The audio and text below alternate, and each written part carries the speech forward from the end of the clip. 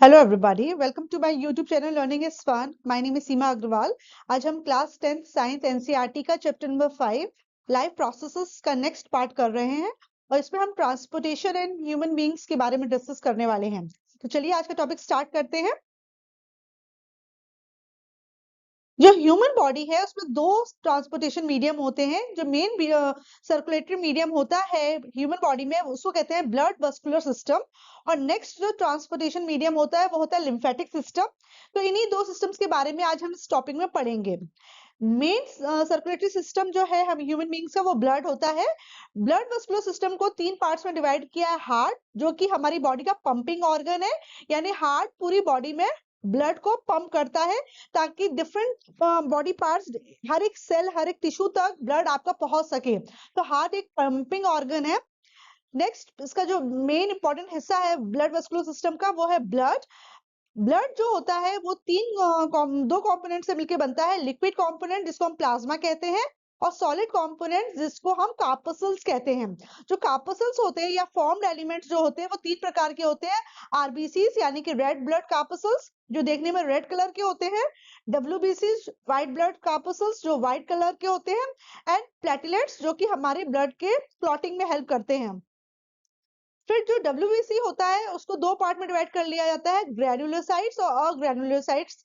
हालांकि class 10 CBSE में इसको इतना डिटेल में नहीं पढ़ना है, जस्ट फॉर इंफॉर्मेशन इस चार्ट को आप देख लो कि WBC आपके दो मेन पार्ट में डिवाइडेड है, ग्रेन्युलोसाइट और अग्रेन्युलोसाइट। और फिर ग्रेन्युलोसाइट आपके न्यूट्रोफिल्स, इजनोफिल्स, बेसोफिल्स में डिवाइडेड है, और अग्रेन्युलोसाइट्स लिम्फोसाइट्स और मोनोसाइट्स में डिवाइडेड है, और लिम्फोसाइट्स बीटा लिम्फोसाइट्स और टी लिम्फोसाइट्स में के नाम से जाने जाते हैं। ठीक है। जो ब्लड वेसल्स होती हैं ह्यूमन बॉडी में वो तीन होती है, आर्टरीज, वेन्स और कैपिलरीज। इन्हीं ब्लड वेसल्स में ब्लड फ्लो करता है। हमारा जो सर्कुलेटरी सिस्टम है वो क्लोज्ड सर्कुलेटरी सिस्टम की कैटेगरी में आता है, क्योंकि ब्लड वेसल्स के अंदर फ्लो करता है, और उन ब्लड वेसल्स का नाम होता है आर्टरीज, वेन्स और कैपिलरीज। ठीक है। तो ये मेन है आपका ब्लड वेस्कुलर सिस्टम। आपको इसमें मेन याद रखना है कि ब्लड वेस्कुलर सिस्टम तीन पार्ट से मिलकर बना है। हार्ट जो पंपिंग ऑर्गन है, ब्लड जो फ्लूइड ब्लड वेसल्स के अंदर फ्लो कर रहा है, और ब्लड वेसल्स तीन प्रकार की है, आर्टरीज, वेन्स एंड कैपिलरीज। फिर नेक्स्ट पैरेलल सिस्टम है जिसको लिम्फेटिक सिस्टम कहते हैं।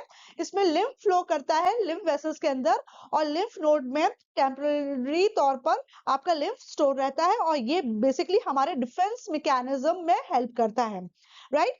तो इस टॉपिक को शुरू करने के पहले इस चैप्टर की स्टार्टिंग में एक एक्टिविटी दी है, पहले हम उस एक्टिविटी को देखते हैं और उसके बाद हम अपना टॉपिक शुरू करते हैं। Activity 5.7, visit a health center in your locality and find out what is the normal range of hemoglobin content in human beings। इन्होंने पूछा है कि हीमोग्लोबिन का कंटेंट है वो ह्यूमन बींग्स में कितना होता है। तो आपको पता है कि नॉर्मल रेंज जो हीमोग्लोबिन की है मेन में कितना होता है, 13.5 तो 17.5 ग्राम पर डेसीलीटर होता है। अगर आप मेन का ये रेंज नॉर्मल माना जाता है, इस रेंज में अगर आपका हीमोग्लोबिन निकल रहा है इसका मतलब नॉर्मल है। विमेन में देखेंगे तो विमेन में थोड़ा सा हीमोग्लोबिन कम होता है, वो 12.0 से लेकर 15.5 ग्राम पर डेसीलीटर की रेंज में रहता है। अगर इस रेंज में है तो विमेन का हीमोग्लोबिन नॉर्मल माना जाता है। चिल्ड्रन की जो रेंज होती है वो 11 से 16 होती है और ग्राम पर डेसीलीटर होती है। ठीक है ना। तो is it the same for children and adults? तो नहीं, जैसे आपने देखा कि मेन में हीमोग्लोबिन का परसेंटेज अलग है, विमेन में अलग है, चिल्ड्रन में अलग होता है, रिक्वायरमेंट के हिसाब से होता है। ठीक है। Is there any difference in the haemoglobin levels for man and women? Yes, man और वुमेन की हीमोग्लोबिन लेवल में भी माइनर सा डिफरेंस है, थोड़ा सा डिफरेंस है। विमेन में थोड़ा सा हीमोग्लोबिन कम होता है मैन के कंपैरिजन में। Visit a veterinary clinic in your locality. Find out what is the normal range of hemoglobin content in the animal like the buffalo or cow. इन्होंने बोला कि एक बफलो और काउ का भी हीमोग्लोबिन आप पता करो। तो जैसे देखा जाए तो काउ और बफलो का जो हीमोग्लोबिन कंटेंट होता है वो 10.4 से लेकर 16.4 ग्राम पर डेसीलीटर की रेंज में वेरी करता है। ठीक है। तो ये इनका हीमोग्लोबिन कंटेंट होता है। जिस तरह से इंसानों में हीमोग्लोबिन कंटेंट मैन में, विमेन में, चिल्ड्रन में थोड़ा डिफरेंट होता है, ठीक उसी तरीके से जानवर में भी हीमोग्लोबिन कंटेंट तुम्हारे जो मेल होगा उसमें और फीमेल और जो बच्चे होंगे उनमें जो लेवल होगा वो उसमें थोड़ा डिफरेंस होगा। Haemoglobin levels in animals can vary based on age and sex similar to humans, है ना। तो ह्यूमंस की तरह ही इनके में भी हीमोग्लोबिन लेवल डिफरेंट हो सकता है एज के हिसाब से और सेक्स के हिसाब से। For example, cows have higher haemoglobin levels than adult cows and females में have higher level than males. इनके केस में क्या होता है, जो बछड़े होते हैं, काव्स जो होते हैं, उनका हीमोग्लोबिन लेवल बड़ी गायों से ज्यादा होता है। उसी तरीके से इनकी फीमेल्स में हीमोग्लोबिन लेवल ज्यादा है मेल से। ठीक है, compare the difference seen in male and female human beings and animals। तो हमने देख ही लिया है कि किस तरीके से इनके लेवल डिफरेंट है। How would the difference if any be explained? तो ये डिफरेंस क्यों होता है, इन्फेंट्स में क्यों है? Infants have higher hemoglobin levels than adults because they need more red blood cells to transport oxygen from the womb। बच्चों में या इन्फेंट्स में हीमोग्लोबिन की मात्रा इसलिए ज्यादा होती है क्योंकि उनको ज्यादा ऑक्सीजन को ट्रांसपोर्ट करना पड़ता है, जिसकी वजह से उनका रेड ब्लड मतलब ज्यादा रेड ब्लड सेल चाहिए ताकि ऑक्सीजन वूम से ट्रांसपोर्ट हो सके। Menstruation and nutritional intake can cause lower haemoglobin levels in women. Women में थोड़ा सा आप देख रहे हो कि हीमोग्लोबिन की मात्रा कम है, उसका कारण है कि वीमेन में पीरियड्स आते हैं जिसको मेंस्ट्रुएशन या मेंस्ट्रुअल साइकिल कहते हैं, जिसकी वजह से ब्लड लॉस होता है और हीमोग्लोबिन थोड़ा कम होता है। उसी तरीके से जो न्यूट्रिशनल इनटेक है विमेन का वो डिफरेंट होता है मेन से, इसलिए विमेन में हीमोग्लोबिन की मात्रा थोड़ी कम पाई जाती है, जबकि फिजिकल लेबर वगैरह आप मेन ज्यादा करते हैं तो उनके में हीमोग्लोबिन की जो क्वांटिटी होती है, लेवल होता है, थोड़ा हाई होता है। ठीक है, तो आपने देखा कि मेन, विमेन और चिल्ड्रन में हीमोग्लोबिन लेवल थोड़ा बहुत डिफरेंट होता है, उनके रिक्वायरमेंट के हिसाब से होता है। और जिस हिसाब से इंसानों में हीमोग्लोबिन लेवल डिफरेंट होता है, उसी हिसाब से जानवर जैसे कि काऊ या बेफेलो की हम बात करते हैं तो उसमें भी हीमोग्लोबिन कंटेंट डिफरेंट होता है। और ये डिपेंड करता है कि किस एज के हो आप, किस सेक्स के हो, यानी कि मेल हो या फीमेल हो। राइट, तो चलिए अब हम इस टॉपिक को स्टार्ट करते हैं। Transportation in human beings. We have seen in previous sections that blood transports food, oxygen and waste materials in our bodies। हमने जो न्यूट्रिशन वाला टॉपिक पढ़ा था और उसमें हमने रेस्पिरेशन पढ़ा था, उसके बाद हमने देखा था कि जब न्यूट्रिशन के उसमें हमने देखा था जो फूड होता है वो डाइजेस्ट होके ब्लड में एब्जॉर्ब हो जाता है। ठीक उसी तरीके से हमने रेस्पिरेशन में देखा था कि लंग्स में इनहेलेशन द्वारा ऑक्सीजन आती है ब्लड में, और ये ऑक्सीजन किस में डिसॉल्व हो जाती है, ब्लड में मिल जाती है। ब्लड का जो मेन काम होता है वो क्या होता है कि फूड को ट्रांसपोर्ट करना, ऑक्सीजन को ट्रांसपोर्ट करना डिफरेंट बॉडी पार्ट्स में। ठीक उसी तरीके से हर डिफरेंट बॉडी पार्ट्स या हर सेल, हर टिश्यू कुछ वेस्ट जनरेट करता है जिसको बॉडी से बाहर निकालना भी बहुत जरूरी है। तो ये जो वेस्ट मटेरियल होते हैं वो भी ब्लड में ही डिसॉल्व हो जाते हैं, एक्सक्रीटरी ऑर्गन्स में पहुंच के बॉडी से एक्सक्रीट आउट हो जाते हैं।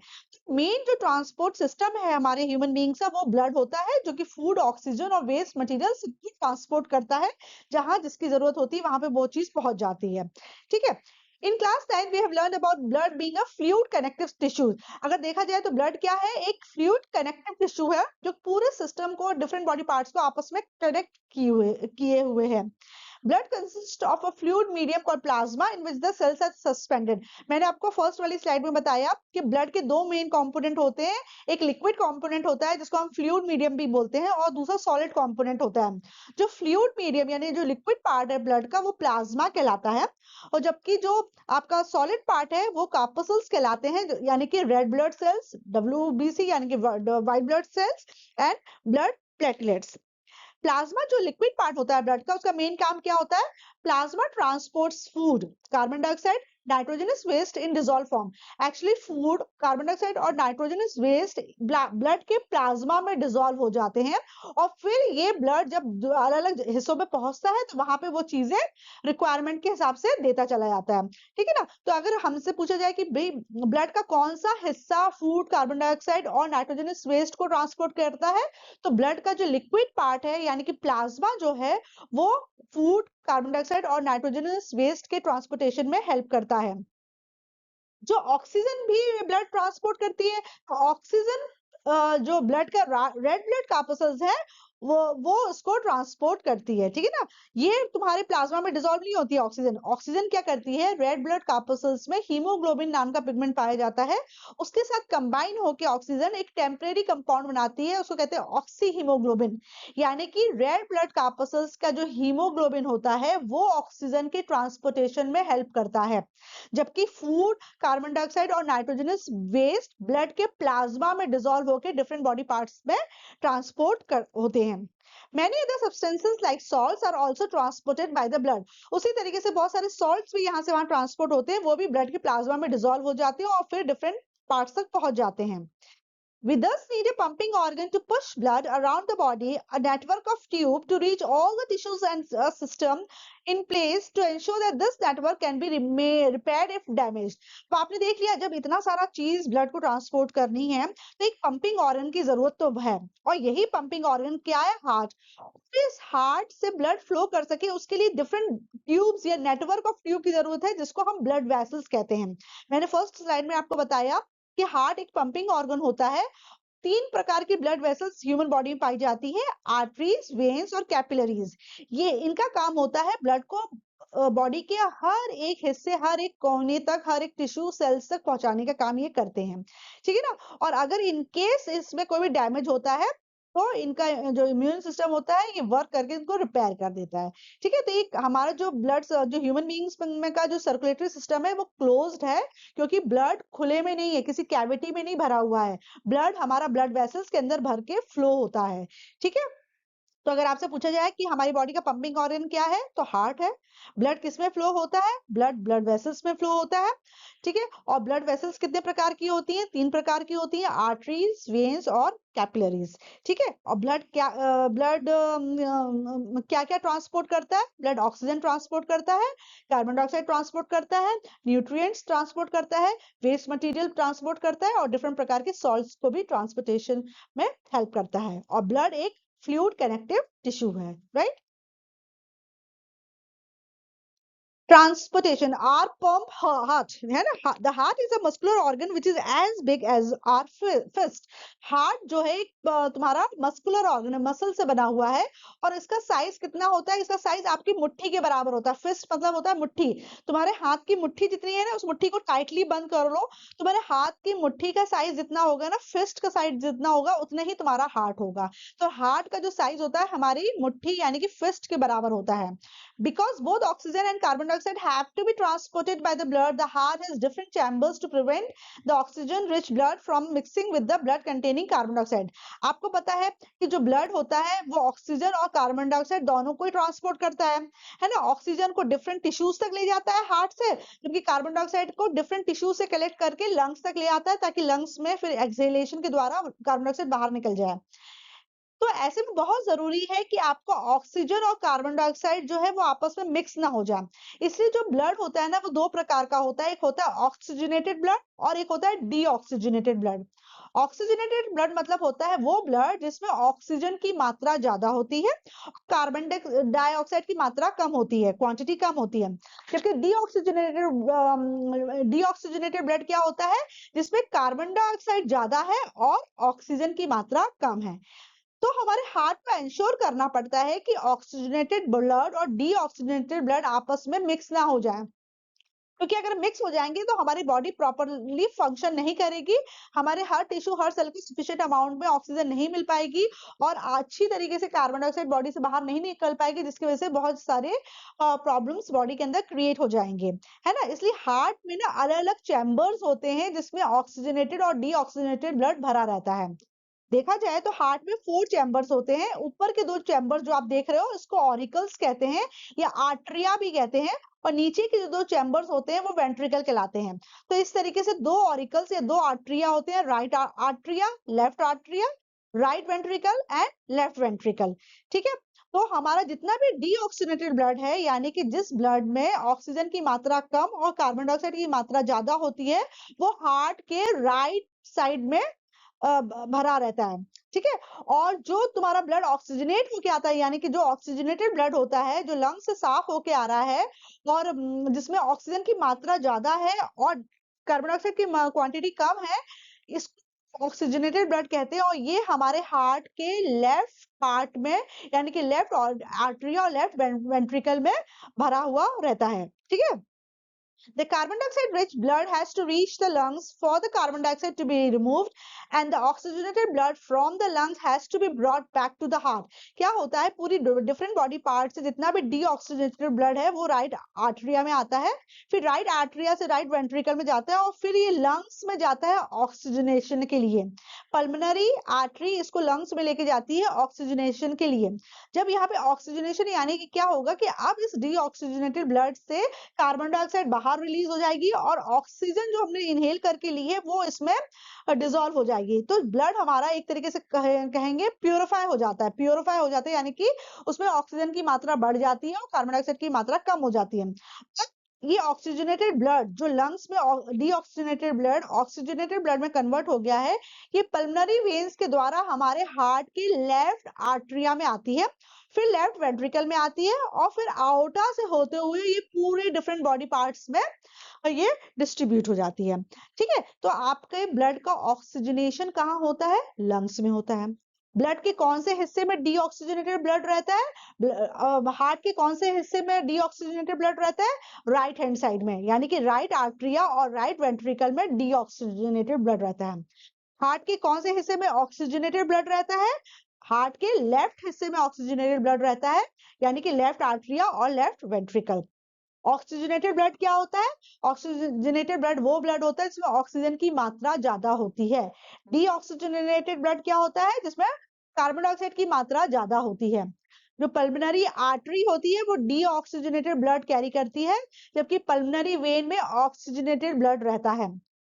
पल्मोनरी आर्टरी और पल्मोनरी वेन्स को छोड़कर जितनी भी आर्टरीज होती हैं वो हमेशा ऑक्सीजनेटेड ब्लड रखती हैं। देखिए पल्मोनरी आर्टरी में डीऑक्सीजनेटेड ब्लड रहता है, जितनी भी वेन्स होती हैं उसमें डीऑक्सीजनेटेड ब्लड रहता है, लेकिन सिर्फ पल्मोनरी वेन एक ऐसा एक्सेप्शन है जिसमें ऑक्सीजनेटेड ब्लड आता है। ठीक है, आई होप ये पार्ट आपको क्लियर हो गया होगा। आपको इसमें ये याद रखना है कि हमारी बॉडी का जो पंपिंग ऑर्गन है वो हार्ट है। हार्ट में 4 चैम्बर्स होते हैं, 2 ऑरिकल्स या 2 आर्टरिया होते हैं और 2 वेंट्रिकल्स होते हैं। हार्ट राइट और लेफ्ट पार्ट में डिफरेंशिएट रहता है। हार्ट के राइट हैंड साइड में हमेशा डीऑक्सीजनेटेड ब्लड रहता है और हार्ट के लेफ्ट हैंड साइड में हमेशा ऑक्सीजनेटेड ब्लड रहता है। ब्लड को ऑक्सीजनेट करने का काम लंग्स का होता है, लंग्स में ब्लड ऑक्सीजनेट हो जाता है। ऑक्सीजन रिच ब्लड को हम ऑक्सीजनेटेड ब्लड कहते हैं और कार्बन डाइऑक्साइड रिच ब्लड को हम डीऑक्सीजनेटेड ब्लड हम कहते हैं, right. The oxygen rich blood is then pumped to the rest of the body. हमारी पूरी बॉडी में oxygenated rich blood, oxygen rich blood ही पंप होता है और क्योंकि हर एक टिश्यू, हर एक सेल को ऑक्सीजन की जरूरत होती है, तो वहां पे ऑक्सीजनेटेड ब्लड पहुंच जाता है और वहां पर वो ऑक्सीजन की सप्लाई को पूरी कर देता है। नाउ सर्कुलेशन ऑफ ब्लड, अब किस तरीके से ब्लड सर्कुलेट होता है इसको आप अच्छे से देखो। ये डायग्राम भी आप साथ साथ में देखते जाओ। ये हार्ट दिखा रहे हैं, ये हार्ट का राइट हैंड साइड दिखा रहे हैं और ये लेफ्ट हैंड साइड दिखा रहे हैं। आप देख रहे हो ब्लू जो कलर दिखा रहा है वो डीऑक्सीजनेटेड ब्लड को सिग्निफाई कर रहा है। हालांकि हमारा जो ब्लड होता है वो ब्लू कलर का नहीं होता है। जो डीऑक्सीजनेटेड ब्लड होता है वो देखने में डार्क रेड होता है और जो ऑक्सीजनेटेड ब्लड होता है वो देखने में ब्राइट रेड होता है। लेकिन हमको अच्छे से समझ में आए इसलिए हम लोग डायग्राम्स में 2 अलग-अलग कलर्स लेते हैं। डीऑक्सीजनेटेड ब्लड को हम ब्लू कलर से शो करते हैं और ऑक्सीजनेटेड ब्लड को हम रेड कलर से शो करते हैं। ठीक है, अब सबसे पहला स्टेप क्या होता है? Oxygen rich blood from the lungs comes to the thin walled upper chamber of the heart on the left atrium. देखो जैसे ये तुम्हारा लंग्स दिखा रहा है, ये पोर्शन है, यहाँ पे लंग्स में ब्लड जो ऑक्सीजनेटेड ब्लड है वो पल्मोनरी वेन्स के द्वारा हार्ट के राइट आर्टरिया में आता है। ये देख रहे हैं, इस ऊपर वाले हिस्से में आप एरो देख रहे हैं, इस ऊपर वाले हिस्से में आपका ब्लड आता है। कौन सा ब्लड आता है? ऑक्सीजनेटेड ब्लड आता है। उसके बाद ये ब्लड कहाँ जाता है? The left atrium relaxes when it is collecting the blood. जब ब्लड तुम्हारा लंग से लेफ्ट आर्टरिया में आ रहा होता है उस वक्त जो आर्टरिया होता है वो रिलैक्स पोजीशन में होता है। इसकी वजह से ब्लड आसानी से आके लेफ्ट आर्टरिया में फिल होना शुरू हो जाता है। ठीक है, जब आर्टरिया पूरी तरीके से ब्लड से भर जाता है, मतलब ये फुल हो जाता है, फिर क्या होता है? फिर जो लेफ्ट आर्टरिया होता है वो कॉन्ट्रैक्ट करता है और ब्लड लेफ्ट आर्टरिया से होते हुए कहाँ आ जाता है, लेफ्ट वेंट्रिकल में. If it then contracts while the next chamber, the left ventricle relaxes so that the blood is transferred to it. तो क्या होता है, आपका जो लेफ्ट आर्टरिया होता है जब कंप्लीटली फुल हो जाता है, उसके बाद क्या होता है, ये कॉन्ट्रैक्ट करता है और वेंट्रिकल जो कि इस वक्त लेफ्ट वेंट्रिकल जो इस वक्त रिलैक्स पोजीशन में है, उसमें आके ब्लड फिल होना शुरू हो जाता है. ठीक है.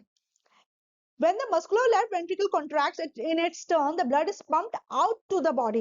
जब वेंट्रिकल पूरी तरीके से जब लेफ्ट वेंट्रिकल पूरी तरीके से ब्लड से फिल हो जाता है, तभी कॉन्ट्रैक्ट करता है और ब्लड आउटा में होते हुए, देख रहे हैं, आउटा से होते हुए आउटा में जाता है. आउटा से बहुत सारी आर्टरीज निकली होती हैं जो कि ब्लड को डिफरेंट बॉडी पार्ट्स तक पहुंचा देती हैं.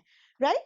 तो अभी आपने देखा लंग से ऑक्सीजनेटेड ब्लड सबसे पहले पल्मोनरी वेन के द्वारा लेफ्ट आर्टरिया में आता है. लेफ्ट आर्टरिया से ब्लड आपका लेफ्ट वेंट्रिकल में आया. लेफ्ट वेंट्रिकल से आपका ब्लड आउटा से होते हुए डिफरेंट आर्टरीज की मदद से डिफरेंट बॉडी पार्ट्स तक पहुंच जाता है. राइट. नाउ अब डिफरेंट बॉडी पार्ट जहां पर ऑक्सीजन की जरूरत होती है वहां पे ऑक्सीजन दे देता है, न्यूट्रिएंट्स दे देता है. अब क्या होता है, तुम्हारा जो डिफरेंट बॉडी पार्ट्स में जितना भी डीऑक्सीजनेटेड ब्लड है वो वेन्स के द्वारा deoxygenated blood comes from the body to the upper chamber on the right atrium, it relaxes. फिर जितने भी बॉडी का डीऑक्सीजनेटेड ब्लड है वो वेन्स के द्वारा हार्ट के दूसरे पोर्शन में आता है, यानी कि राइट आर्टरिया में आता है. जब तुम्हारे जितने भी वेन्स सारी आके वेना केवा यानी कि सुपीरियर वेना केवा और इंफीरियर वेना केवा में अपना डीऑक्सीजनेटेड ब्लड डालता है और ये सारा का सारा डीऑक्सीजनेटेड ब्लड आपके हार्ट के राइट आर्टरिया में कलेक्ट हो जाता है. इस वक्त आर्टरिया जो होता है वो रिलैक्स पोजीशन में होता है. जब आर्टरिया पूरी तरीके से फिल हो जाता है तो ब्लड आपका डीऑक्सीजनेटेड ब्लड जो होता है वो राइट आर्टरिया से राइट आर्टरी कॉन्ट्रैक्ट करके सारा ब्लड कहाँ डाल देती है, राइट वेंट्रिकल में डाल देती है. जिस वक्त ये राइट वेंट्रिकल में डालती है उस वक्त राइट वेंट्रिकल जो होता है वो रिलैक्स पोजीशन में होता है.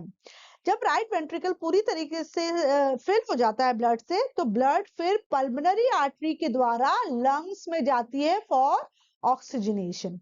ठीक है. तो तुम्हारा राइट वेंट्रिकल कॉन्ट्रैक्ट करता है, ब्लड आपका पुश हो जाता है किसमें, पल्मोनरी आर्टरी में, और पल्मोनरी आर्टरी के द्वारा ये लंग्स में जाता है और लंग्स में जाके आपका डीऑक्सीजनेटेड ब्लड ऑक्सीजनेटेड ब्लड में कन्वर्ट हो जाता है. Let's transfer blood to the right ventricle, which in turn pumps it to the lungs for oxygenation. Since ventricles have to pump blood into various organs, they have thick muscular walls than the arteria too. अब यहाँ पे इन्होंने difference बताया कि जो veins जो ventricles होते हैं उनकी जो वॉल होती है वो थिक होती है, जबकि आप देख रहे हो जो ऑरिकल्स उनकी जो वॉल होती है वो थिन होती है. क्यों? क्योंकि वेंट्रिकल्स को जो ब्लड पंप करना होता है डिफरेंट बॉडी पार्ट्स में करना होता है, जबकि ऑरिकल को तो सिर्फ आर्टरिया को क्या करना पड़ता है, बस आर्टरिया से ब्लड आके वेंट्रिकल में चला गया, चाहे भले ही चाहे वो राइट आर्टरिया हो या लेफ्ट आर्टरिया हो, तो ऊपर से ब्लड नीचे की तरफ आ जाता है वेंट्रिकल, तो उसको ज्यादा दूर तो नहीं भेजना पड़ता है. इसलिए आर्टरिया की जो वॉल होती है वो थिन होती है, जबकि वेंट्रिकल्स की वॉल थिक होती है. तुम्हारे और भी इसमें डिफरेंसेस हैं, वो हम आगे चल के देखते हैं. ठीक है. Walls ensure that blood does not flow backward when the arteria or ventricles contract. अब देखो जब तुम्हारा ब्लड आर्टरिया से वेंट्रिकल्स में आ रहा है, भले ही वो राइट में या लेफ्ट में आ रहा हो, इनके बीच में ना वॉल्स प्रेजेंट रहते हैं. तो हमारे जो हार्ट में ना 4 प्रकार के वॉल्स रहते हैं और इन वॉल्स का क्या काम होता है, इन वॉल्स का काम होता है बैक फ्लो ऑफ ब्लड को रोकना. यानी कि एक बार ब्लड आपका आर्टरिया से वेंट्रिकल में आ गया, दोबारा वेंट्रिकल से आर्टरिया में ना जा सके, इस चीज को एंश्योर करते हैं वॉल्व. ये वॉल्व क्लोज हो जाते हैं, जैसे ही ब्लड पूरी की तरीके से ड्रेन आउट होकर आर्टरिया से वेंट्रिकल में आता है तो क्लोज हो जाता है, ताकि अब दोबारा वेंट्रिकल से तुम्हारा ऑरिकल में ना पहुंचे. ठीक उसी तरीके से जब तुम्हारा ब्लड वेंट्रिकल से तुम्हारा पल्मोनरी वेन में जाता है, तब भी वहां पर एक वॉल्व लगा रहता है और वो फिर क्लोज हो जाता है, पूरी तरीके से चला जाता है कि दोबारा फिर तुम्हारे पल्मोनरी वेन से दोबारा वेंट्रिकल में ना आए. उसी तरीके से जब तुम्हारा वेंट्रिकल से आउटा में जाता है तब भी वॉल्व लगा रहता है, ताकि वो चीज तुम्हारा जो बैक फ्लो ऑफ जो ब्लड है वो ना हो सके. ठीक है. यहाँ पे मैंने एक चीज बोल दी है, इसमें एक्चुअली कहाँ वॉल्व रहता है, राइट ऑरिकल से राइट वेंट्रिकल के बीच में एक वॉल्व रहता है जिसको हम ट्राइकस्पिड वॉल्व कहते हैं. फिर तुम्हारे राइट वेंट्रिकल और पल्मोनरी आर्टरी के बीच में एक वॉल्व रहता है. ठीक है. फिर तुम्हारा वॉल्व रहता है लेफ्ट ऑरिकल से लेफ्ट वेंट्रिकल के बीच में एक वॉल्व रहता है जिसको हम बाइकस्पिड वॉल्व कहते हैं. और एक वॉल्व प्रेजेंट रहता है आपका लेफ्ट वेंट्रिकल और आउटा के बीच में, ठीक है। तो ये वॉल्व्स का काम क्या है, इन वॉल्व्स का काम है बैक फ्लो ऑफ ब्लड को रोकना। देखो अगर इस तरीके से ये स्कीमेटिक डायग्राम है, ये फ्लो चार्ट है कि किस तरह से ब्लड फ्लो करता है। सुपीरियर वेना केवा और इंफीरियर वेना केवा में सारी वेन्स आके मिल जाती हैं, और बॉडी का जो ऊपर पार्ट होता है उससे जितना भी डीऑक्सीनेटेड ब्लड है वो सुपीरियर वेना केवा में आता है।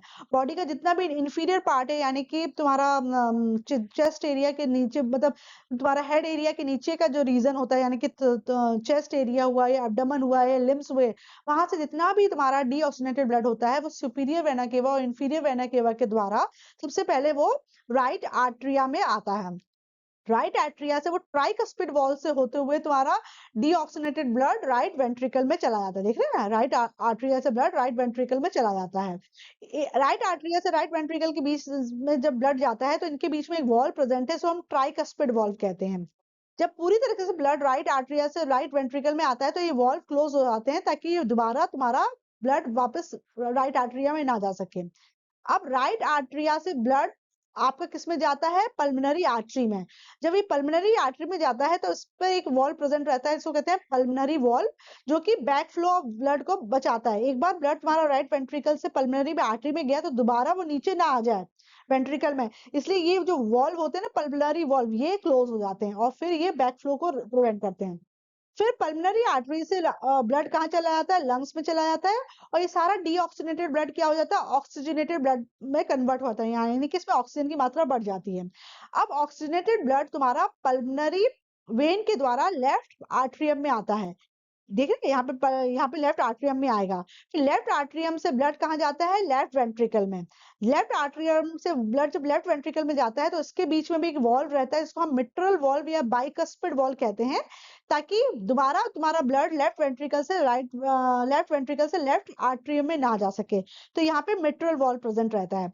जब पूरी तरीके से तुम्हारा लेफ्ट वेंट्रिकल फिल हो जाता है ब्लड से, फिर ये कॉन्ट्रैक्ट करके ब्लड को ऑक्सीजनेटेड ब्लड को कहाँ पंप करता है, आउटा में पंप करता है। ये दिख रहा है आपको, ये आउटा है। तो जब आउटा में पंप करता है तो इस रास्ते में भी वॉल्व लगा है जिसको हम कहते हैं आउटिक वॉल्व।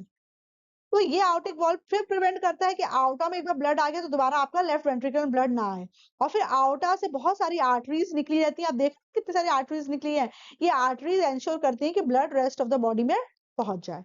ठीक है, तो आपने देखा इस डायग्राम में 4 प्रकार के वॉल्व्स हैं, ट्राइकस्पिड वॉल्व, मिट्रल वॉल्व, इसको बाइकस्पिड वॉल्व भी कहते हैं, पल्मोनरी वॉल्व एंड आउटिक वॉल्व है। और इस तरीके से ब्लड तुम्हारा पूरा रास्ता को फॉलो करता है, और इस तरीके इस पाथ को फॉलो करते हुए पूरी बॉडी में आपका ब्लड सर्कुलेट करता है। एक बार इस डायग्राम को ढंग से देख लोगे, इसको स्टडी कर लो, दिमाग में बैठा लोगे, तो आप कभी भी नहीं इसको नहीं भूलोगे, है ना। पूरा इसमें एरो इंडिकेट कर रहे हैं कैसे कैसे जा रहा है। देखो, सुपीरियर वेना केवा और inferior vena cava, superior vena cava और इंफीरियर वेना केवा ने ब्लड किस में डाला, राइट आर्टरियम में डाला। फिर राइट आर्टरियम से ये ट्राइकस्पिड वॉल से होता हुआ ब्लड आपका राइट वेंट्रिकल में आया। राइट वेंट्रिकल से ब्लड तुम्हारा पल्मोनरी वॉल से होते हुए पल्मोनरी आर्टरी में गया। पल्मोनरी आर्टरी से यहाँ पे लंग्स है, यहाँ से ऑक्सीजनेटेड हो गया, एक यहाँ पे भी लंग है, एक यहाँ पे भी लंग है। पल्मोनरी आर्टरी की 2 ब्रांचेस है ना, एक इस लंग में चली गई, एक इस लंग में चली गई, और यहाँ ऑक्सीजनेटेड हुआ। फिर ऑक्सीजनेटेड ब्लड तुम्हारी पल्मोनरी वेन्स के द्वारा कहाँ आ रहा है, लेफ्ट आर्टरिया में आ रहा है। लेफ्ट आर्टरिया में मिट्रल वॉल से होता हुआ ब्लड आपका लेफ्ट वेंट्रिकल में जाता है। फिर लेफ्ट वेंट्रिकल से होता हुआ ब्लड आपका कहाँ जाता है, आउटा में, और इस रास्ते में आउटिक वॉल्व लगे रहते हैं। फिर आउटा से डिफरेंट आर्टरीज में जाता है और फिर डिफरेंट बॉडी पार्ट्स में डिस्ट्रीब्यूट हो जाता है। आई होप आपको ये सर्कुलेशन ऑफ ब्लड अच्छे समझ में आ गया होगा। ठीक है, now, oxygen enters the blood in the lungs. The separation of the right side and the left side of the heart is useful to keep oxygenated and deoxygenated blood from mixing. मैंने जैसे बताया आपको कि क्यों right side और left side पूरी तरीके से सेपरेट रहते हैं, ताकि आपका ऑक्सीजनेटेड ब्लड और डीऑक्सीजनेटेड ब्लड आपस में मिक्स ना हो जाए। अगर मिक्स हो जाएगा तो आपके बॉडी में टॉक्सिन की मात्रा बढ़ जाएगी और ऑक्सीजन की कमी हो जाएगी, जो कि बॉडी के लिए अच्छा नहीं रहेगा। Such separation allows a highly efficient supply of oxygen to the body.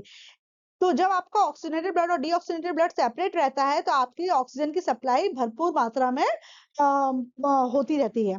This is useful in animals that have high energy needs such as birds and mammals which constantly use energy to maintain their body temperature. जो जानवर होते हैं, यानी कि mammals हुए या birds हुई बड़ी वाली, इनकी बॉडी को ना हाई एनर्जी की रिक्वायरमेंट होती है, यानी कि इनको ज्यादा ऑक्सीजन रिक्वायर्ड होती है। ऐसे ऑर्गेनिज्म या ऐसे एनिमल्स में ये बहुत जरूरी होता है कि ऑक्सीजनेटेड ब्लड और डीऑक्सीजनेटेड ब्लड सेपरेट रहे, ताकि इनका एनर्जी, इससे ज्यादा एनर्जी रिलीज हो सके, ज्यादा मात्रा में ऑक्सीजन रहे और ज्यादा एनर्जी रिलीज हो सके, और हमारे बॉडी का टेम्परेचर मेंटेन रह सके। लेकिन जो छोटे ऑर्गेनिज्म होते हैं उनको वो उतनी ज्यादा एनर्जी की रिक्वायरमेंट नहीं होती है, तो इनके केस में जो तुम्हारा जो वो होता है, बॉडी टेम्परेचर होता है, वो एनवायरनमेंट के टेम्परेचर के हिसाब से चेंज होता रहता है। इसलिए आपको पता है कि ऑर्गेनिज्म दो प्रकार के होते हैं, एक वार्म ब्लडेड होते हैं, एक कोल्ड ब्लडेड होते हैं। जो वार्म ब्लडेड एनिमल्स होते हैं, यानी कि जैसे हम लोग हैं, ह्यूमन बींग्स हैं या मैमल्स हैं, उनका बॉडी टेम्परेचर हमेशा कांस्टेंट रहता है, वो एनवायरनमेंट के हिसाब से घटता या बढ़ता नहीं है। ठीक है, यानी कि हम जो जो हायर ऑर्गेनिज्म है, यानी कि मैमल्स हुए या ह्यूमन बींग्स हुए, इनको ज्यादा ऑक्सीजन की जरूरत होती है, इसलिए इनकी बॉडी में ऑक्सीजनेटेड ब्लड और डीऑक्सीजनेटेड ब्लड पूरी तरीके से सेपरेट रहता है, ताकि ऑक्सीजन की कमी ना हो सके। लेकिन जो छोटे जानवर होते हैं, जैसे कि रेप्टाइल्स हुए या एम्फीबियंस हुए, इसमें ऑक्सीजन और डीऑक्सीजनेटेड ब्लड आपस में मिक्स हो जाता है। इनमें जो बॉडी टेम्परेचर होता है वो वेरी करता है, वो एनवायरनमेंट के हिसाब से बढ़ता और घटता है, इसलिए इनको कोल्ड ब्लडेड कहते हैं। इसलिए आपने देखा है कि जब बहुत ज्यादा ठंडी पड़ती है या बहुत ज्यादा गर्मी पड़ती है, तो ये जो जानवर होते हैं, ये हाइबरनेशन में चले जाते हैं, है ना। समर्स बहुत ज्यादा गर्मी में भी ये जानवर दिखाई नहीं देते हैं, रेप्टाइल्स वगैरह बहुत ज्यादा सर्दी में भी नहीं दिखाई देते हैं। जब मौसम एक जैसा होता है, तब ये जानवर हमको दिखाई देते हैं। ठीक है, क्यों? क्योंकि इनका जो ब्लड का जो टेम्परेचर है या इनका जो बॉडी का टेम्परेचर है, वो एनवायरनमेंट के हिसाब से बदलता है, जिसकी वजह से ये बहुत ठंडे या गर्म हो सकते हैं। इसलिए बहुत ज्यादा गर्मी और बहुत ज्यादा सर्दी में ये एक सुरक्षित जगह में जाके छुप जाते हैं। In animals that do not use energy for this purpose, the body temperature depends on the temperature in the environment. Such animals like amphibians or many reptiles have three-chambered hearts and tolerate some mixing of the oxygenated and deoxygenated bloodstream. Actually जो amphibians और reptiles होते हैं, जैसे मैंने बताया था आपको कि ह्यूमन बीइंग से 4 चैम्बर्ड हार्ट है, यानी कि 2 ऑरिकल्स हैं या 2 आर्टरिया और 2 वेंट्रिकल्स हैं, यानी कि ह्यूमन हार्ट में 4 चैम्बर्स होते हैं। लेकिन एम्फीबियंस और रेप्टाइल्स में के हार्ट में 3 चैम्बर्स ही होते हैं, और इनके हार्ट में थोड़ा बहुत ऑक्सीजनेटेड ब्लड और डीऑक्सीजनेटेड ब्लड मिक्स हो जाता है, इनको कुछ खास फर्क नहीं पड़ता है। ठीक है, ठीक उसी तरीके से जो फिश होती हैं, फिश में सिर्फ 2 ही चैम्बर्स होते हैं। तो अगर आपसे ये हो सकता है एमसीक्यू में पूछ लिया जाए कि ह्यूमन बीइंग्स के हार्ट में कितने चैम्बर होते हैं, तो आप लिखोगे 4। एम्फीबियंस और रेप्टाइल्स के हार्ट में कितने चैम्बर्स होते हैं, तो लिखोगे 3। फिश में कितने होते हैं, तो फिश के पास 2 चैम्बर्स, 2 चैम्बर्स का हार्ट होता है। And the blood is pumped to the gills, is oxygenated there and passes directly to the rest of the body. आपको पता है कि जो फिश होती है, उसमें उसके पास लंग्स तो होते नहीं है, उनके पास क्या होता है, गिल्स होते हैं। गिल्स में ब्लड का ऑक्सीजनेशन होता है, गिल्स में जब ब्लड पास होता है तो उनका डीऑक्सीजनेटेड ब्लड ऑक्सीजनेटेड ब्लड में कन्वर्ट हो जाता है और फिर पूरी बॉडी में डिस्ट्रीब्यूट हो जाता है। जबकि हमारी बॉडी में तुम्हारा हमारे पास क्या होते हैं, लंग्स होते हैं, जबकि फिश के पास लंग्स नहीं होते, गिल्स होते हैं। Thus, blood goes only once through the heart in the fish during one cycle of passage through the body. Fish में जो ब्लड होता है वो एक ही बार गिल से या हार्ट से पास होता है, इसलिए जो फिश का जो सर्कुलेशन है वो सिंगल सर्कुलेशन कहलाता है। लेकिन हमारे जो हम लोग इंसान होते हैं, इनमें जो इसमें जो ब्लड होता है वो 2 बार हार्ट में आता है, इसलिए इसको हम डबल सर्कुलेशन कहते हैं। कैसे 2 बार हार्ट में आता है? देखो, पहले तो आपकी पूरी बॉडी से जितना भी डीऑक्सीजनेटेड ब्लड है वो आपके हार्ट के राइट हैंड साइड में इकट्ठा होता है, फिर वो ऑक्सीजनेशन के लिए लंग्स में जाता है, फिर लंग्स से ऑक्सीजनेट होके वो फिर दोबारा हार्ट में आता है, तो 2 बार हार्ट में आया ना, फिर ये जाके डिफरेंट बॉडी पार्ट्स में डिस्ट्रीब्यूट होता है। क्योंकि एक सर्कुलेशन के प्रोसेस में जो ब्लड होता है वो 2 बार आपके हार्ट के अंदर एंटर कर रहा है और हार्ट से बाहर जा रहा है, इसलिए इसको डबल सर्कुलेशन कहते हैं। तो ह्यूमन बीइंग्स में डबल सर्कुलेशन होता है, जबकि फिशेस में सिंगल सर्कुलेशन ही होता है। बस ब्लड एक बार हार्ट से गिल्स में गया, गिल्स से ऑक्सीजनेट हो गया, फिर डायरेक्टली वहीं से वो डिफरेंट बॉडी पार्ट्स में डिस्ट्रीब्यूट हो जाता है। जबकि ह्यूमन बीइंग्स के केस में ब्लड सबसे पहले डीऑक्सीजनेटेड ब्लड आपके लंग्स पहले हार्ट में आता है, हार्ट से लंग्स में जाता है, लंग्स से फिर हार्ट में आता है और फिर डिफरेंट बॉडी पार्ट में जाता है, तो इसको डबल सर्कुलेशन कहते हैं। right? So on the other hand, it goes to the heart twice during each cycle. In other vertebrates, this is known as double circulation. अब आपने एक बहुत कॉमन टर्म सुना होगा, ब्लड प्रेशर। एक्चुअली क्या होता है, जो ब्लड हमारे ब्लड वेसल में फ्लो करता है वो कुछ प्रेशर के साथ फ्लो करता है, जिसको हम ब्लड प्रेशर कहते हैं। अगर ये ब्लड प्रेशर नॉर्मल रेंज में होता है तो आपको कोई प्रॉब्लम नहीं है, लेकिन अगर नॉर्मल रेंज से अगर ये प्रेशर ज्यादा या कम होता है, हाई ब्लड प्रेशर या लो ब्लड प्रेशर के हमको शिकायत हो जाती है, तो हमको अपने ब्लड का प्रेशर मेंटेन करने की बहुत जरूरत होती है। ठीक है, तो इसको जरा डिटेल में देखते हैं क्या है।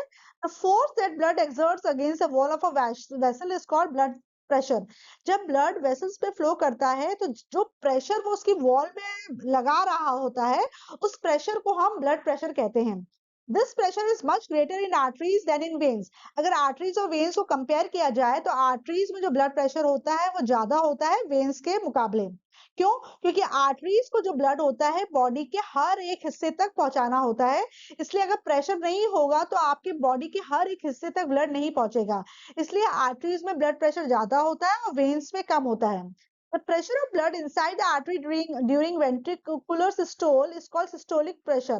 जब आर्टरीज आपकी कॉन्ट्रैक्शन की फेज में होती हैं और उस वक्त जो आर्टरीज में प्रेशर होता है उसको हम सिस्टोलिक प्रेशर कहते हैं। And the pressures in the artery during ventricular diastole is called diastolic pressure. और आर्टरीज में जो प्रेशर होता है जब तुम्हारे वेंट्रिकल्स रिलैक्स पोजीशन में होते हैं तब उसको डायस्टोलिक प्रेशर कहते हैं।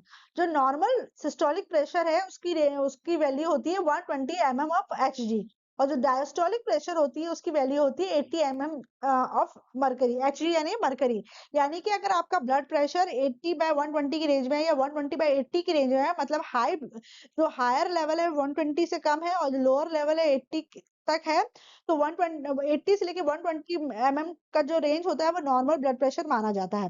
अगर 80 से नीचे है, 80 mm ऑफ Hg से नीचे है अगर आपको डायस्टोलिक प्रेशर, यानी कि आपको लो ब्लड प्रेशर की शिकायत है।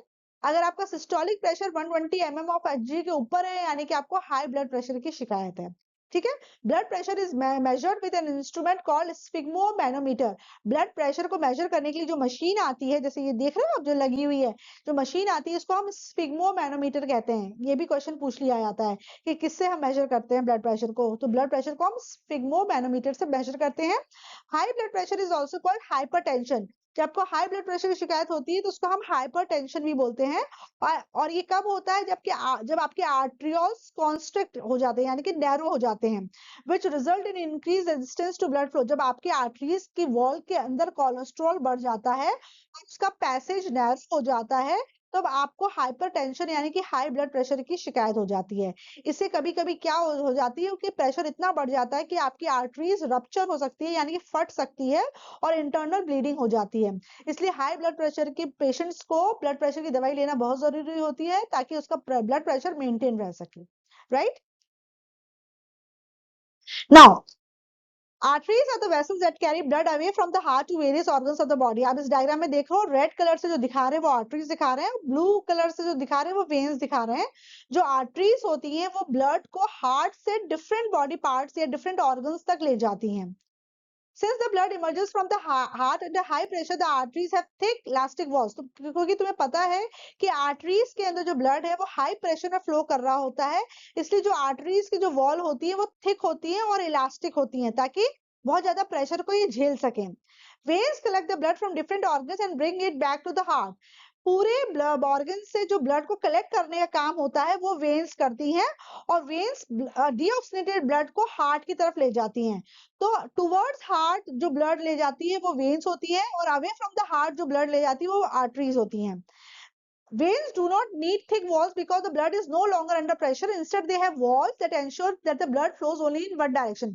Veins में जो blood flow होता है वो बहुत ज्यादा pressure में flow नहीं होता है, इसलिए जो veins की wall होती है वो पतली होती है, वो बहुत ज्यादा thick नहीं होती है।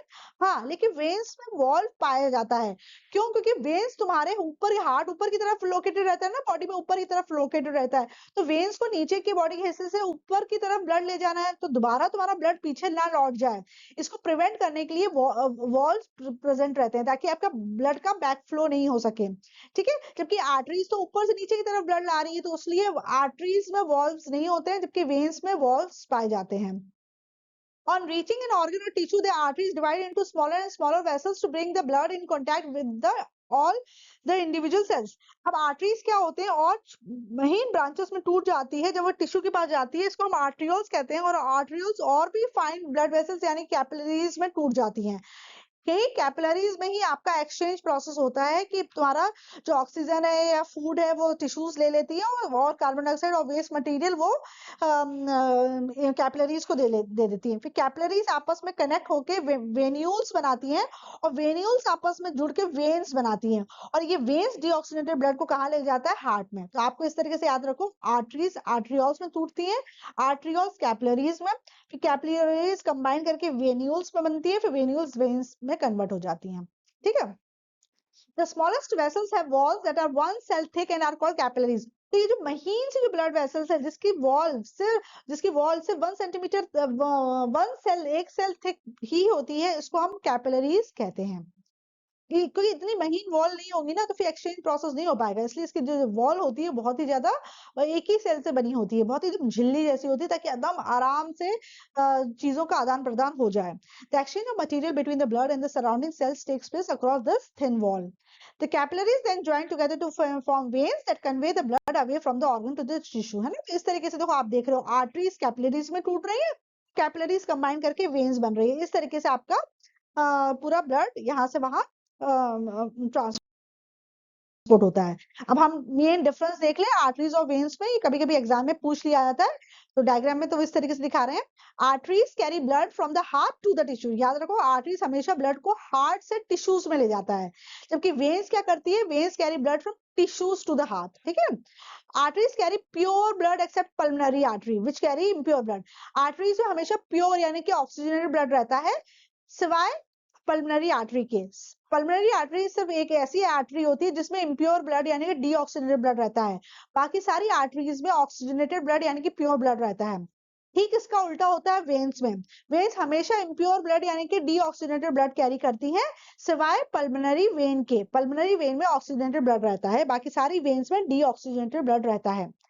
आर्टरीज में जो ब्लड प्रेशर होता है वो हाई होता है, जबकि वेन्स में जो ब्लड प्रेशर होता है वो लो होता है।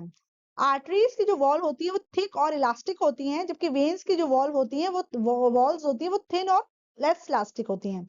आर्टरीज हमारे शरीर में अंदर की तरफ सिचुएटेड रहती है, डीपली सिचुएटेड रहती है, जबकि वेन्स हमारे स्किन के ऊपर सरफेस की ऊपरी तरफ रहती हैं।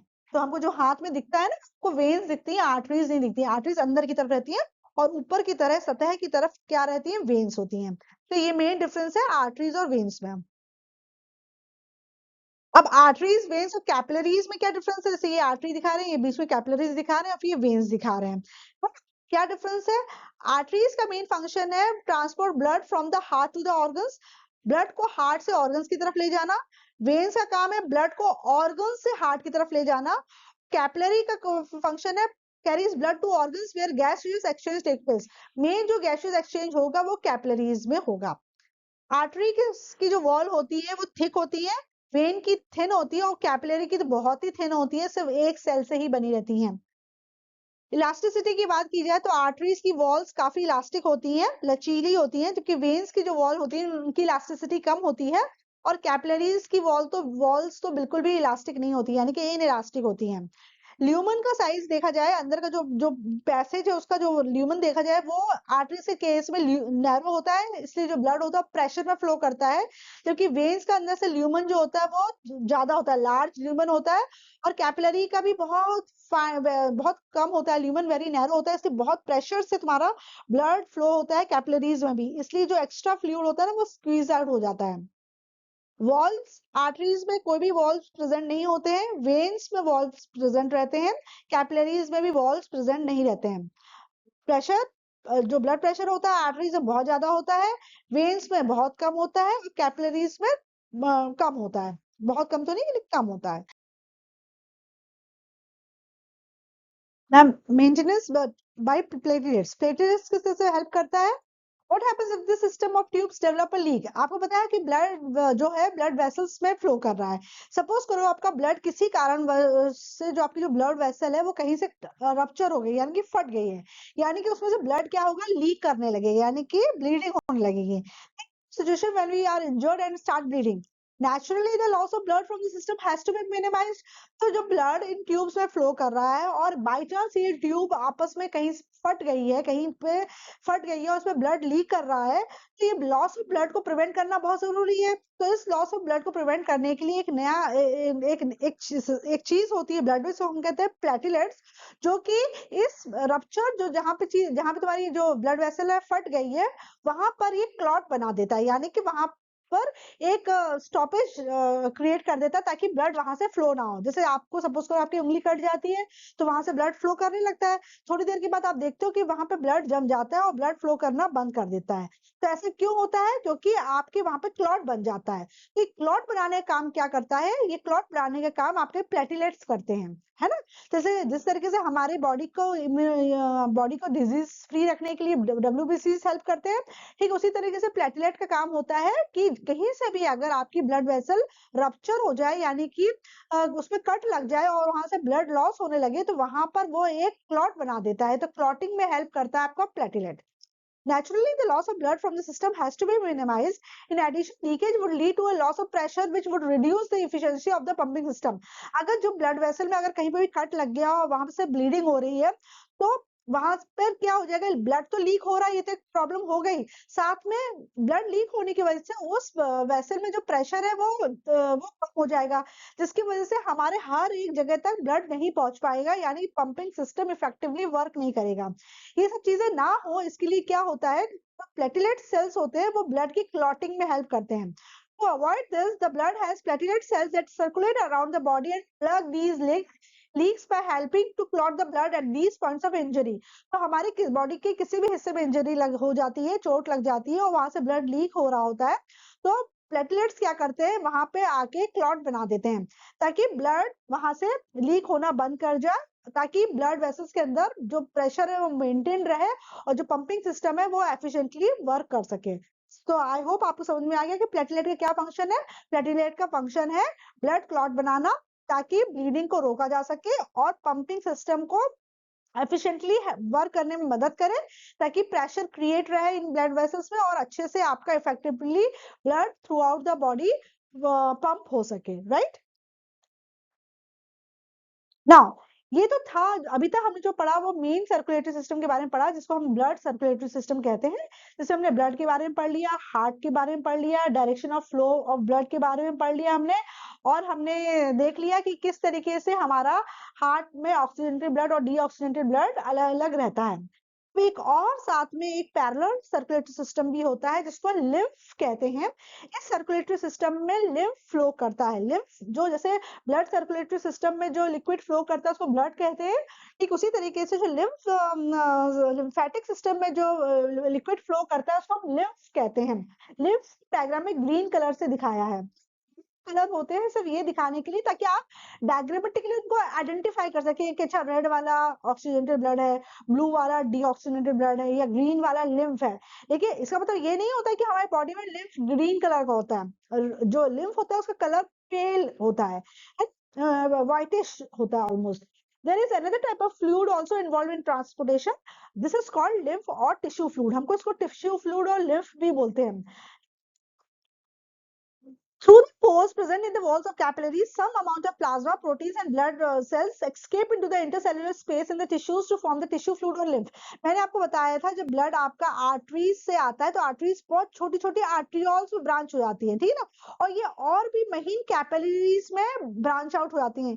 तो ये जो कैपिलरीज होती है इनकी वॉल इतनी थिन होती है कि इसमें से जितना भी एक्सेस प्लाज्मा है, प्रोटीन है और ब्लड सेल्स है, वो इनमें से छन के इनके आसपास के टिश्यूज में आके इकट्ठे हो जाते हैं। जब ये टिश्यूज के आसपास ये लिक्विड ब्लड से छन के आके इकट्ठा हो जाता है तो इसी लिक्विड को हम लिम्फ कहते हैं, राइट। तो लिम्फ कुछ नहीं है, लिम्फ जो है वो ब्लड का ही एक हिस्सा है। जब कैपिलरीज में ब्लड फ्लो करता है तो कैपिलरीज में प्रेशर इतना डेवलप हो जाता है कि उससे उसमें जो एक्स्ट्रा पानी होता है, जो प्रोटीन होता है और ब्लड सेल्स होते हैं वो कैपिलरीज से छन के बाहर आ जाते हैं और आसपास टिश्यूज के आसपास इकट्ठे हो जाते हैं। फिर कुछ तो जो टिश्यू फ्लूइड है वापस रीअब्सॉर्ब हो जाता है वेन्स में, लेकिन कुछ टिश्यू फ्लूइड जो होता है वो रीअब्सॉर्ब नहीं हो पाता है, वो एक नए नेटवर्क में अंदर एंटर कर जाता है और इस नेटवर्क को हम लिम्फेटिक सिस्टम कहते हैं। यानी कि ये जो टिश्यू फ्लूइड है वो दोबारा कैपिलरीज वेन्स में जाने की जगह वो लिम्फ कैपिलरीज में आ जाता है। लिम्फ कैपिलरीज से ये फ्लो होकर लिम्फ नोड में आता है। लिम्फ नोड से अलग अलग वेसल्स निकलती हैं और जो कि जिसके अंदर लिम्फ फ्लो करता रहता है। Clear? It is similar to the plasma of the blood but colorless and contains less protein. lymph और प्लाज्मा लगभग एक जैसे होते हैं, बस ये डिफरेंस है कि जो प्लाज्मा होता है वो पेल येलो कलर का होता है, जबकि ये ऑलमोस्ट व्हाइट कलर का होता है, कलरलेस होता है यानी कि lymph, और इसमें प्रोटीन की मात्रा भी प्लाज्मा के कंपैरिजन में कम होती है। Lymph drains into lymphatic capillaries from the intercellular space which join to form large lymph vessels that finally open into larger veins. ये जो लिम्फ कैपिलरीज होती है ये आपस में कनेक्ट होके सारा जो लिम्फ है लिम्फ नोड में डालती है, लिम्फ नोड से लिम्फ वेसल्स बनते हैं और लिम्फ वेसल्स दोबारा उनका काम क्या है, ये लिम्फ वेसल्स ये इस फ्लूइड को आपकी बड़ी लार्ज वेन में डाल देती है, यानी कि वेना केवास में, superior vena cava, inferior vena cava में दे देती है, और फिर दोबारा ये जो लिक्विड है आपका सर्कुलेटरी सिस्टम में आ जाता है, ये राइट ऑरिकल में आ जाता है, राइट आर्टरिया में आ जाता है और फिर सर्कुलेटरी सिस्टम का हिस्सा बन जाता है।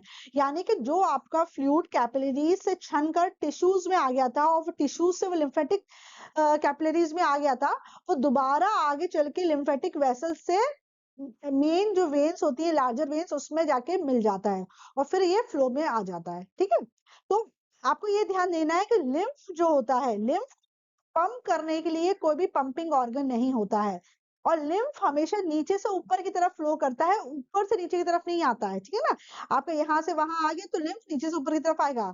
लिम्फ में क्या होता है, lymph carries digested and absorb fat from the intestine and drains access fluid from the extracellular space back into the blood. Lymph का काम होता है डाइजेस्टेड फूड को और एब्सॉर्ब फैट को इंटेस्टाइन से लेके जाना, और जितना भी एक्सेस फ्लूइड है जो ड्रेन आउट होके आ गया है उसको दोबारा ब्लड में वापस डालना, ताकि ये हमारी बॉडी में सर्कुलेशन में रहे, है ना। तो अगर हम ब्लड और लिम्फ को अगर हम डिफरेंशिएट करें तो जो ब्लड होता है वो रेडिश कलर का होता है, जबकि लिम्फ पेल येलो या ऑलमोस्ट कलरलेस होता है। आप यहाँ पे कलरलेस लिखना। रेड ब्लड सेल्स, ब्लड में रेड ब्लड सेल्स प्रेजेंट रहते हैं, जबकि लिम्फ में रेड ब्लड सेल्स नहीं होते हैं। ब्लड जो होता है वो बाई डायरेक्शनल होता है, मतलब ऊपर से नीचे और नीचे से ऊपर फ्लो करता है, जबकि लिम्फ जो होता है वो यूनि डायरेक्शनल होता है, यानी कि सिर्फ वो नीचे से ऊपर की तरफ फ्लो करता है, ऊपर से नीचे नहीं आता है। ब्लड जो फ्लो करता है वो बहुत फास्ट रैपिडली फ्लो करता है, जबकि लिम्फ धीरे धीरे फ्लो करता है, क्योंकि लिम्फ को फ्लो कराने के लिए कोई भी पंपिंग ऑर्गन नहीं है। जब हम चलते हैं ना, चलने की वजह से मसल जो कॉन्ट्रैक्ट करती है ना, वो लिम्फ को धीरे से धीरे ऊपर पुश करती है। इस तरीके से लिम्फ तुम्हारे नीचे से ऊपर की तरफ फ्लो करता है। इसलिए कहते हैं वॉकिंग बहुत इंपॉर्टेंट होती है, कि जब हम वॉक करते हैं, जब हम मूवमेंट में रहते हैं, तो हमारी मसल्स आपस में कॉन्ट्रैक्ट करती है और जिसकी वजह से ये लिम्फ में प्रेशर क्रिएट करती है और लिम्फ ऊपर की तरफ चढ़ता है। ठीक है, leucocyte count relatively less. Blood में ल्यूकोसाइट की मात्रा कम होती है, जबकि लिम्फ में ल्यूकोसाइट की मात्रा ज्यादा होती है। इसलिए लिम्फ हमारे बॉडी का डिफेंस मैकेनिज्म को भी सपोर्ट करता है, डिफेंस सिस्टम है हमारी बॉडी की। इम्यूनिटी में लिम्फ का बहुत इंपॉर्टेंट रोल होता है। आपने देखा है जब भी आप ज्यादा ठंडा या कुछ सर्दी जुकाम होता है तो आपकी टॉन्सिल्स में स्वेलिंग हो जाती है। टॉन्सिल्स भी एक तरीके के लिम्फ फ्लोड्स है। ये क्या करते हैं, जितने भी जर्म्स हैं उसको वहां पर ट्रैप कर लेते हैं, ताकि वो पूरी बॉडी में वो जर्म्स ना फैल सके। इन जर्म्स को जब ट्रैप कर लेते हैं तो ये लिम्फ नोड स्वेल हो जाते हैं, सूजन इनमें आ जाती है ना। और जब ये हाँ जी, जब इनमें से जर्म्स और बैक्टीरिया निकल जाते हैं तो ये दोबारा फिर नॉर्मल हो जाते हैं। तो हम कह सकते हैं कि लिम्फ में ल्यूकोसाइट की मात्रा ज्यादा होती है, और ल्यूकोसाइट्स क्या करते हैं, हमारी बॉडी के इम्यून सिस्टम में हेल्प करते हैं। तो लिम्फ भी हमारी बॉडी के डिफेंस मैकेनिज्म में हेल्प करता है। ब्लड में प्लेटलेट्स प्रेजेंट रहते हैं, जबकि लिम्फ में प्लेटलेट्स नहीं पाया जाता है ना। ब्लड में प्लेटलेट्स प्रेजेंट रहते हैं और क्लॉटिंग में हेल्प करता है, जबकि लिम्फ में प्लेटलेट्स नाम की कोई चीज नहीं होती है। ठीक है, तो इस टॉपिक में इतना ही था, मैंने काफी डिटेल में आपको बता दिया है। इससे भी ज्यादा डिटेल में आपको, अगर आपको समझना है इस टॉपिक को, तो मैंने बहुत अच्छे से आपको ब्लड के अलग अलग टॉपिक्स में वीडियो बनाए हैं। आप मेरे चैनल पे जाइए और उन टॉपिक्स को आप इंडिविजुअली उन टॉपिक्स को सर्च करेंगे और वीडियोस को देखेंगे तो आपको एकदम डिटेल में समझ में आ जाएगा। और इससे रिलेटेड अगर कुछ और क्वेरीज है तो आप कमेंट सेक्शन में वो मुझे बता सकते हैं। I will try to solve all those queries. Thank you.